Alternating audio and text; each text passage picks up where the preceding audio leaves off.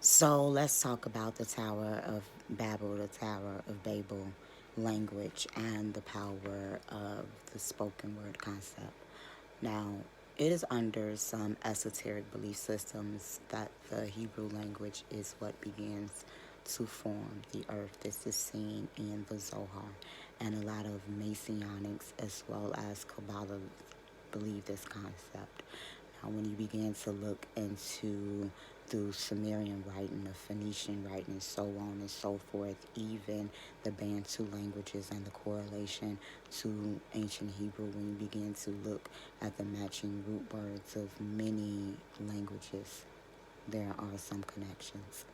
When we begin to look at the Tower of Babel and we see that according to this story, the earth was on one language and belief system, and we begin to make correlation to chanting, and when the shamans begin to chant and they get on one accord, and the people that's around them, the congregation, begins to join in, we see this happening also in voodoo ceremonies when they begin to speak in this tongue.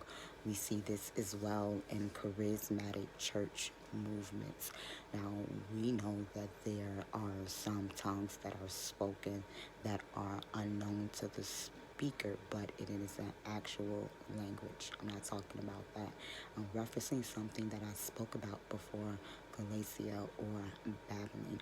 Now, we know in the Bible when they begin to say that you don't vain babble as the Gentiles do, of course, it's because they would go on these long monologues and dissertations. We see this with Plato and Socrates, so on and so forth. But we also have to know that they believed in babbling. And what this would do is when they would get on one accord, they would begin to invoke deities and ancestral spirits. This is why the music that we listen to, the songs that we begin to sing, has an effect. If we know anything about the nervous system, and that it literally has some electrons and connections, if we know anything about the power of the words that we speak, that they literally begin to take life. This is why when the earth was on one accord, the Most High began to say, they will be able to do anything. We have to look into the depths of what is being said. So we have to watch that which it is that we say and that which it is that we listen to.